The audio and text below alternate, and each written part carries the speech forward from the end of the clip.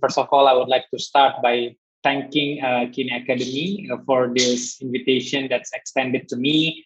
Also to share my thoughts and views regarding maritime security challenges in Southeast Asia. Of course, this is the topic that's being part of my PhD thesis as well. It was done in 2016 in Australia. And so thank you also Dr. Ashura and also Andy for laying out the basis of the discussion. And we have heard how the maritime security in Southeast Asia is actually really important, and how does the complexity of the region makes it more more interesting for us to discuss about. And I will try to see from a different angle regarding this topic, which is a legal aspect of it. And we will see that there are different elements that we will be discussing today. So the outline for today's presentation, the first one, I will talk about the complexity of the Southeast Asia region, how the maritime complexity is actually there in it and also exists in Southeast Asia, and then how actually maritime security is defined. The definition, how it is legally defined, when did it start, when did it started being used in international documents and so forth. And then, of course, we move forward to the maritime security challenges, the traditional versus non-traditional. So this is also a very interesting thing that we need to know. It's not merely piracy, not merely IU fishing, but also it could also involve states in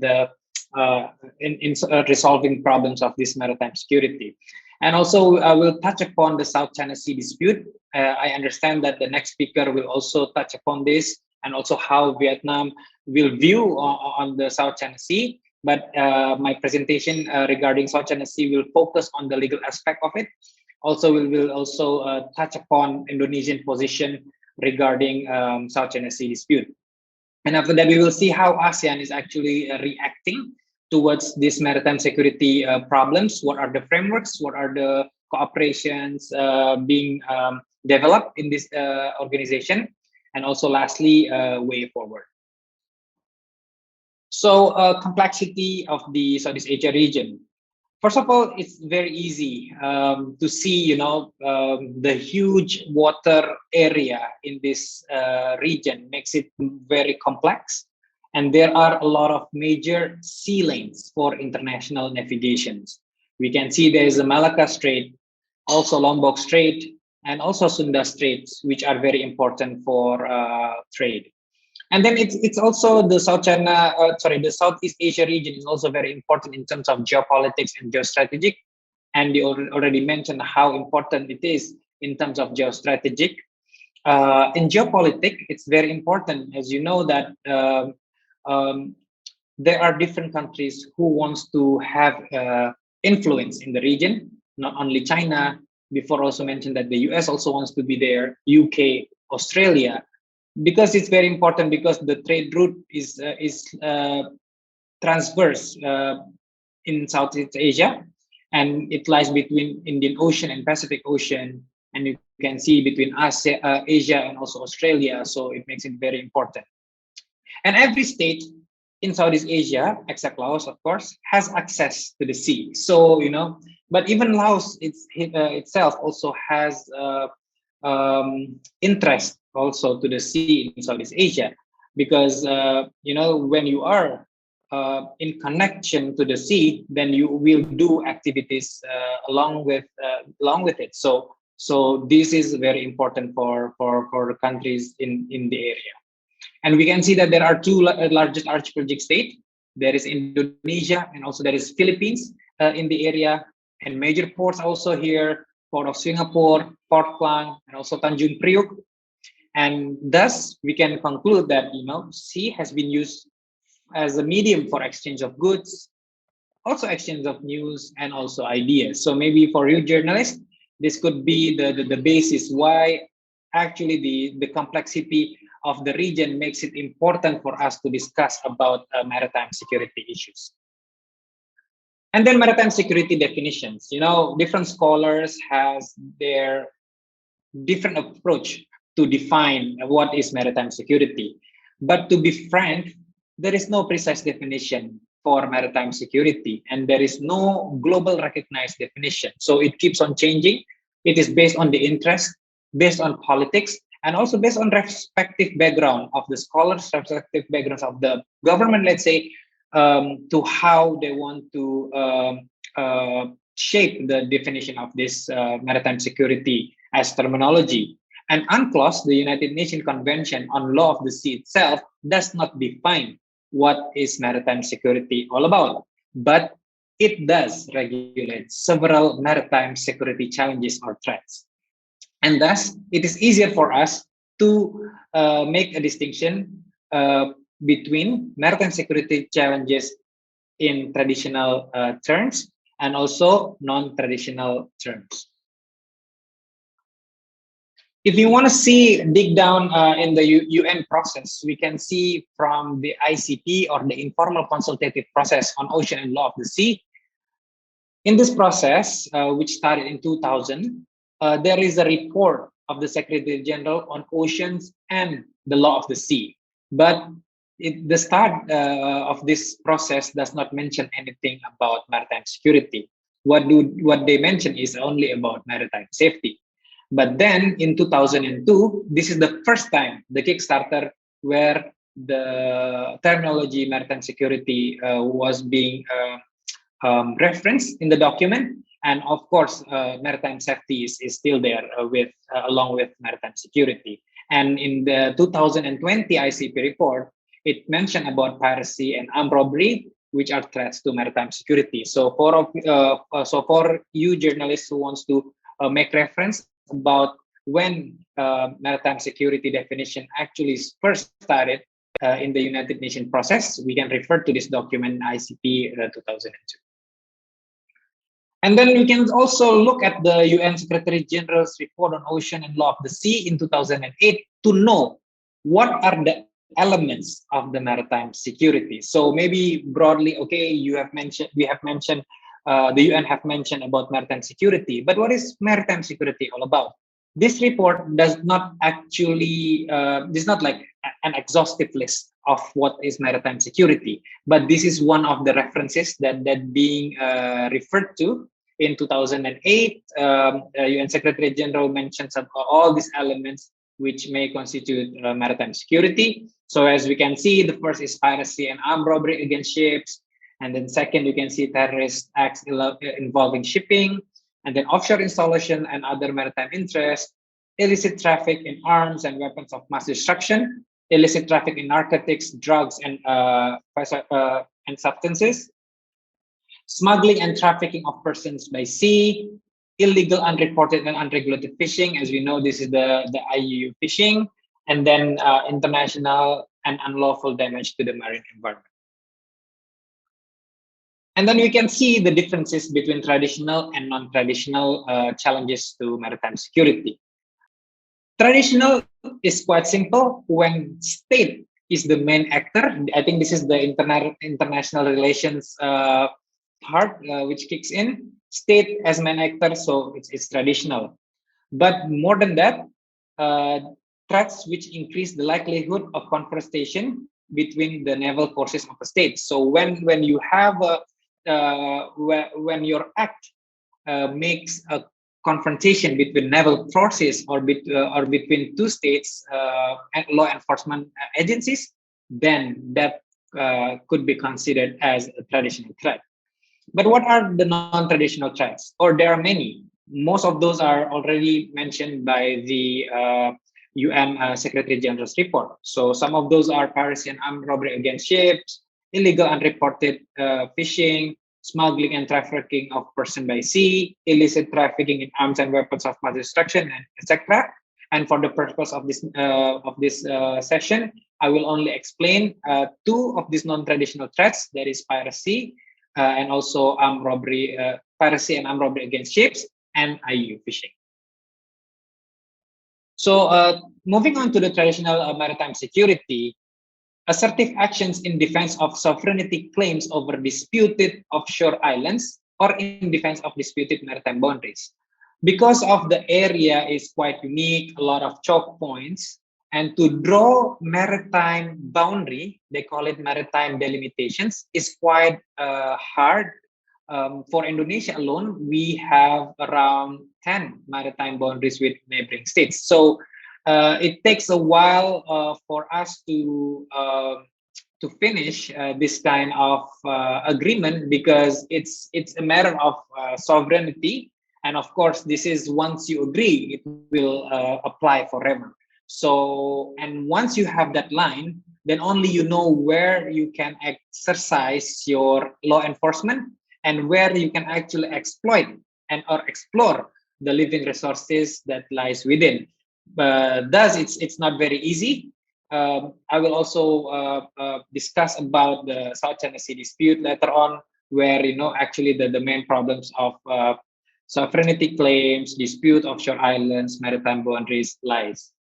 And then incidents at sea between the naval power or states, and they think that they believe that under UNCLOS they can conduct, let's say, surveys or military activities in the EEZ. Sometimes different definitions from different countries, understanding what the articles of UNCLOS is. Some understands that EEZ is allowed for military to do their activity for their trainings, while others thinks that it should be done in the high seas, not the EEZ. So this misunderstanding, miscommunication can also start as a starting point for conflict.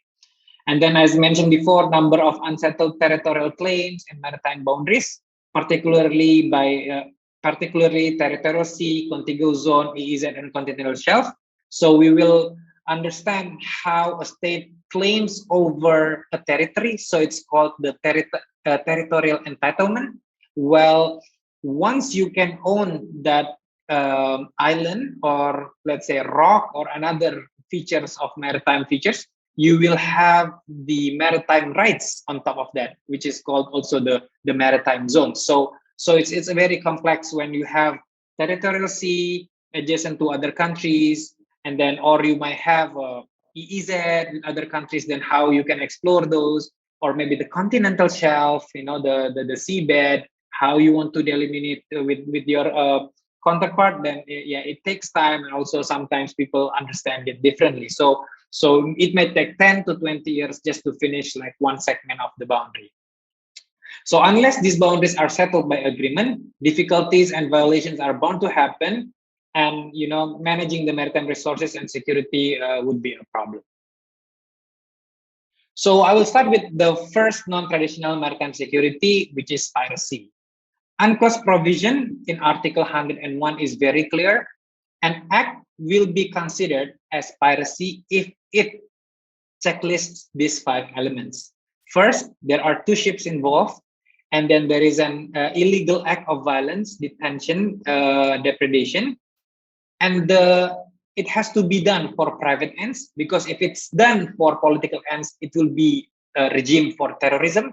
But if this is for private ends, then it's for piracy, and it should be conducted on the high seas. And then there are different discussion whether high seas also include EEZ or not. So it's a discussion for another time. But those are one of those legal discussion that's being discussed by experts, and also it has to be done by a private ship.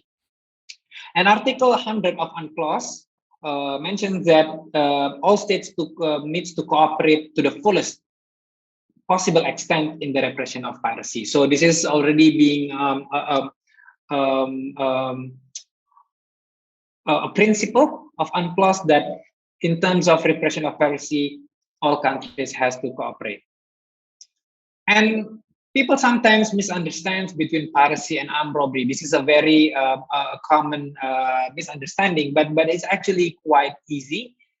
Piracy is conducted in high seas, but some people also think that EEZ is a high sea, but that's a different discussion. But armed robbery is very clear; it is conducted in territorial sea, and some also says that it includes EEZ because high seas is outside economic exclusive zone.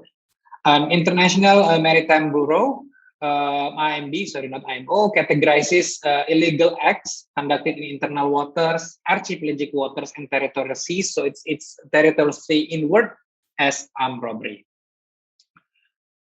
So how does this problem is actually a concern in the area? Because as we mentioned before, that sea lanes in Southeast Asia is one of the busiest in the world, and huge number of ships traverse in this region, important route for world trade. So pirates and armed robbers are very interested on this, and existing overlapping maritime claims, maritime boundary devastations are needed, because overlapping maritime claims create problems on which law enforcement should do where and when, because it's a problem. Because if you know the line and you know the boundary, then you know that you have to you can implement your law. But when you claim on something but other state also claims on the same, it's not only that you maybe enforce your law, but your neighbor can say that you are against the law because it's in our territory. These problems also discussed in this area. And several institutions produces report on piracy. We can see the IMO, IMD, and also RECAP have reports regarding this matter. So the first one, if you want to see, you can see this. Also, you can quote these references in your reports. So from IMB, you can see that they have reports annually, but also sometimes they have reports, I think, in every 3 months. So you can see the type of reports they do. So this is how they put it on the map. Where are the places? Is it attempted attack, or it is boarded, fire upon, hijack, or suspicious vessel? They put all these different points in different areas, and we can see that Southeast Asia is one of those areas where we have a lot of points. And then we can also see more to the region. So total attacks in Indian subcontinent and total attacks in East and Southeast Asia is 66 in this period. So you can see where it is done. And if you read the report, it's more detailed. Is it only boarded, or actually armed robbery actually completed, and so on and so forth. So the reports are quite clear. And then you can also check from this document recap. They have the annual report as well. And yeah, you can see from 2007 to 2020, and you can see whether it's piracy is conducted or armed robbery is conducted. So you can see the percentage, because piracy has to be conducted in high seas, and armed robbery is actually territorial sea and inward. So most of the activities are actually armed robbery.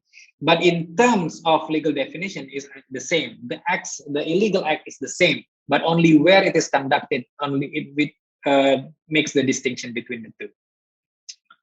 And now we move forward to IUU fishing. I will touch on this matter quickly. So IUU fishing is actually a practice in which fishing vessel ignore fisheries regulation in the territorial sea, or in the EEZ, or in the high seas, or in areas where within Regional Fisheries Management Organization, RFMO. So if a regional organization already regulates matters related to fisheries, so we have to follow. And then IUU fishing also refers to illegal acts, including fishing without permits, catching prohibited species, using the illegal fishing gear, and then catching more than the permitted quota, and also not reporting or underreporting the number of fish caught. So this is the general definition of what is IUU fishing, so you can get the general idea about it. And then why this is a problem, because it creates, it threatens food security in the world. And so if you want to go into details, what is illegal, what is unreported, and what is unregulated, we can see these definitions from IPOA document. So you can see that illegal is without the permission of a state, and it's against the law of that state. Unreported, that the fishing activity is not being reported or misreported, and also against the law of a state. Unregulated is that you are not a party to an organization, and then you do fishing activity which is against the conservation and management measures. So if you want to go on this into detail, you can reference the IPOA IUU. So that's the document where we get all these details. And then, so what is IUU fishing in Southeast Asia? So as you know, why this is a concern, because major fishing producing countries are, of course, there in Southeast Asia: Indonesia, Myanmar, Philippines, Vietnam, Thailand. And then fisheries sector makes significant contribution to the livelihood and also food security. And for many people in Southeast Asia, people make money from this. So it's a concern, of course, in terms of economic and also security concerns.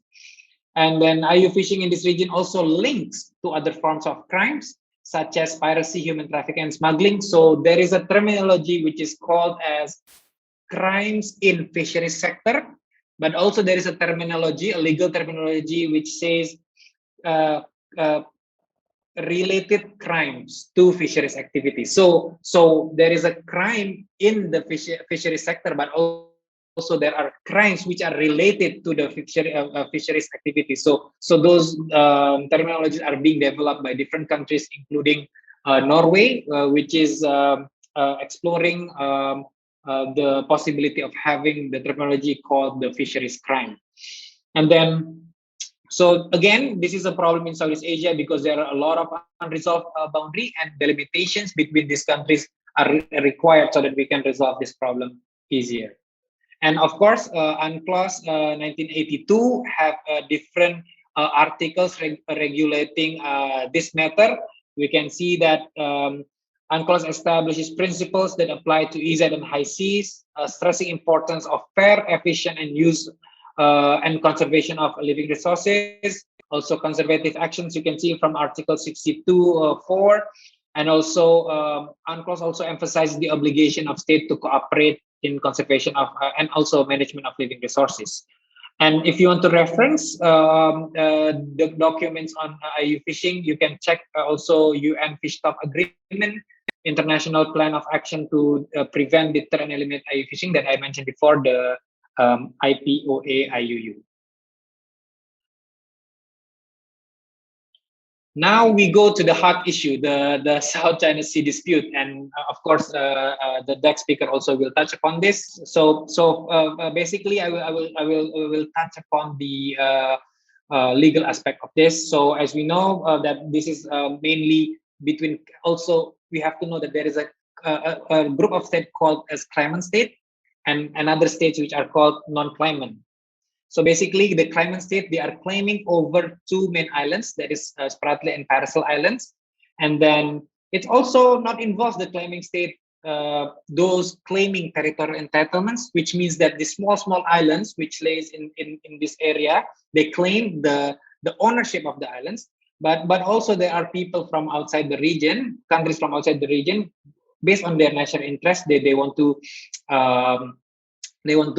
be involved there. And then, as we know, that South China Sea is believed to be rich in its natural resources. So many other states, like mentioned before, they conduct FONOPs just to make sure that by law, all states enjoy freedom of navigation, including in the South China Sea. And Indonesia also have the same view that we don't have any claim to the features, but we have maritime rights arising from the archipelagic island of Indonesia, but those are only bordering with Malaysia and Vietnam. So that's clear for Indonesian position. So to understand the conflict of South China Sea, I think we can see it from the anatomy of the conflict. There are three main different points if you want to see the different point of view. The first one is the territorial entitlements, which means countries claiming over territory. So those countries who are claiming over territory, they are called claimants, and they try to have their claim over the islands in Spratly and also in Paracels. The second one is maritime rights or delimitation.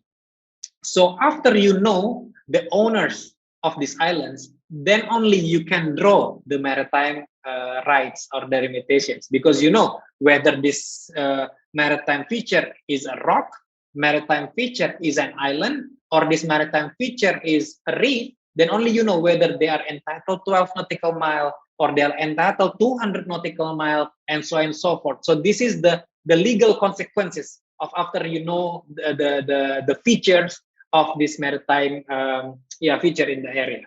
And after that, the third one is regional stability. Of course, we can see that there is AUKUS now, there is FONOPS, there is a 9-dash line. So I think most of the ASEAN countries understands the distinction between these three. So, okay, you have the territorial entitlements, and also after that, if you know you are the owner, then you know how to draw the maritime zone. Then only there is the other problem is the regional stability, where other countries also have interest in this.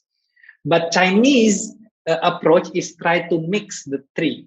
So you know the other not only Southeast Asian countries but also other countries sometimes get confused whether this is actually the maritime boundary problem or actually the maritime entitlement problems, and also then they try to put together, oh, this is regional stability, US coming inside doing a FONOP, which is actually based on US's explanation. This is based on UNCLOS. So when you mix the three of the problem, then you get confused. But actually, in legal terms, it's very easy to see it. There is someone claiming over the territory, and after you know who is the owner, you can draw the line. And after that, of course, regional stability is based on people having interest, just applying UNCLOS in the area. So I won't go through again because of the time limit, but at least just to show to tell you that territorial entitlements is actually international law discussions, because you know how you can settle the ownership of the islands. It could be done by bilateral, so two countries agree, okay, that's yours, that's mine. It was done, I think, between, this is rare, but it was done between Sri Lanka and India before, I think, to settle an island, you know, who belongs to whom. But usually this is sent to the third party, so the court, and then they will explain, they have their jurisdiction over it, and they will tell which island belongs to whom. And then, so this is, if you want to see in South China Sea, there are different claims, and you know these dots are to show that these are claimed by these different countries. So that's how they claim over the ownership. So now maritime rights and delimitation, this is merely based on UNCLOS. So once you know the owners, UNCLOS gives provision on how to draw the lines. But now the problem is different countries claiming different areas which belongs to them, and they do the so-called unilateral claims of states. So each country have their own unilateral claims, but this is still okay as long as they are based on UNCLOS. But now we are faced with a problem. There is a country which have a claim called the 9-dash line based on historical rights.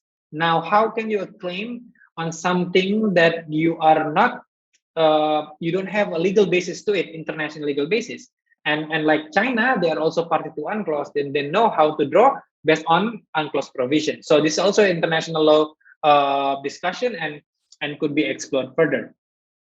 And this is how it looks after you know the owners, and now you know how to draw it based on UNCLOS. This is how it looks. It's very messy. And then regional stability, of course, in the area we have declaration of conduct, code of conduct. This is what we develop to make sure that there is, you know, a good relation between one another, treaty of amity and cooperation, and then also this is an international relations negotiations. So I think I will touch upon this maybe later on question and answer. This is also very important and very interesting. And then now, I will touch a little bit on this one, Arbitral Tribunal 2016. So Arbitral Tribunal is actually Philippines bringing China to the PCA, to the Arbitral Tribunal, to ask several questions regarding the claims in South China Sea. So the award of this tribunal is very clear now, and then it makes life easier for many ASEAN states. One, that 9-dash line is not in line with UNCLOS, so it's illegal. And then none of the feature in South China Sea is entitled 200 nautical mile, which means that none of the features in the South China Sea is considered as island. Only rocks or reefs and so on and so forth, they have only 12 nautical miles maximum. So overlapping is not, as complex as we thought. And of course, arbitration is not meant to resolve the territorial entitlement. They just try to explain the question being asked by Philippines to them. So this is what they have. But unfortunately, China, on the other hand, they think the arbitration award is null and void. So they think that it's not applicable. But in accordance with UNCLOS, it is applicable, and this is a source of international law. So if we see before the award, you can see that the complexity of the maritime zones. But now after the award, it's very clear. It's only 200. It's only 12 nautical miles, no 200 nautical miles. So it's very easy also for those claiming the different features in the area. It won't be very mixed up as we thought before. I think I will touch this maybe later on. Let's move on to the ASEAN, very shortly. So as we know that ASEAN is an organization in the region, founded in 1967, and the main aim is to have to promote regional peace and stability, justice and rule of law, adherence to the principle of United Nations. And of course, in terms of maritime security, there are different laws that's already there in place. There are soft laws and also hard laws. Soft laws, you can see ASEAN Political Security Community Blueprint, one of those soft laws. But also we also have hard laws such as ASEAN Convention Against Trafficking in Persons. So these are the references that we can look at on different levels, soft law and also hard law. And then what are the frameworks in ASEAN regarding maritime security? The first one is the AMF, ASEAN Maritime Forum, founded in 2010. This is used as a forum for dialogue, promoting and also developing common understanding, confidence-building measures, and also preventive diplomacy. And the main aim is to address maritime concerns such as human trafficking, smuggling of migrants, IU fishing, illegal logging, maritime environment, piracy, and armed robbery. Another framework is the ARF. This is more external, outward. So this is in 1993, and also there are, I think, 17 partnering countries. So in total is 27. So the objective is simple: to foster constructive dialogue, political and security issues, confidence building, and also preventive diplomacy. And there are different statements being raised during these meetings. And also, there is also like IRF International Intersessional Meeting on Maritime Security, and so on and so forth. So to conclude, I think the first thing that we can mention is that there are a lot of efforts that being made and also in place to address the threats of maritime security. And so we just need to use these efforts and develop forward. Maybe we can have more concrete steps in terms of more hard laws so that it could be binding and applicable. And then as we can see that ASEAN's maritime security cooperation mainly is on operational terms. So it's more information sharing, confidence building, and also capacity building. So what we need to do is to move forward and strengthen the legal frameworks. Those countries that haven't ratified some of the conventions need to do so. And also they need to have the implementing legislation at the national level so that it could be applicable. And then the prospect of promoting maritime security in Southeast Asia is based on common converging interests, of course, defending stability and also national unity. And moving forward, also ASEAN needs to retain its central role because it needs to be the heart of as a problem solving in the area. And we need to also ensure that maritime security do not get jeopardized with sensitive issues such as South China Sea, as mentioned before. And we need to also focus again on confidence, capability building, information sharing, and also exchange of practices. I think those are those are the things that I can share today. I think maybe we will develop more, especially on South China Sea issues in discussion. I know Dr. Tan after me also will also share his views on that, and I think we will have a very fruitful discussion today.